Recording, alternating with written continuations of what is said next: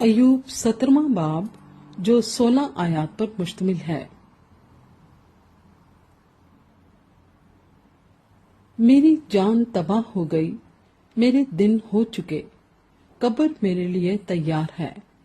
یقیناً ہنسی اڑانے والے میرے ساتھ ساتھ ہیں، اور میری آنکھ ان کی چھیڑ چھاڑ پر لگی رہتی ہے۔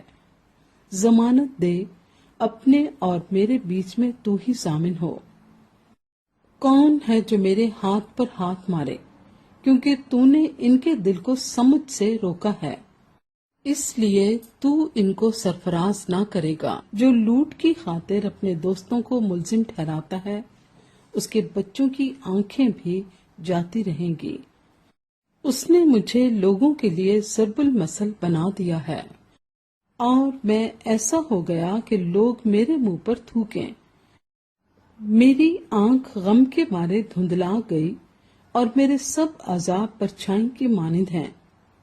راست باز آدمی اس بات سے حیران ہوں گے، اور معصوم آدمی بے خدا لوگوں کے خلاف جوش میں آئے گا۔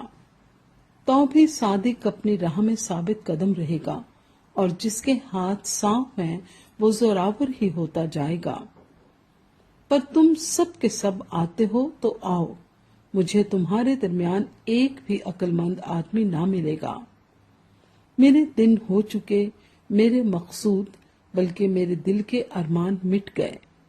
وہ رات کو دن سے بدلتے ہیں، وہ کہتے ہیں روشنی تاریکی کے نزدیک ہے۔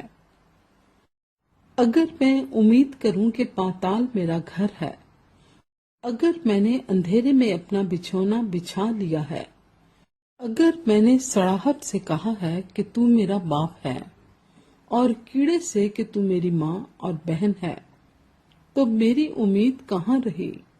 اور جو میری امید ہے اسے کون دیکھے گا؟ وہ پاتال کے پھاٹکوں تک نیچے اتر جائے گی، جب ہم مل کر خاک میں آرام پائیں گے۔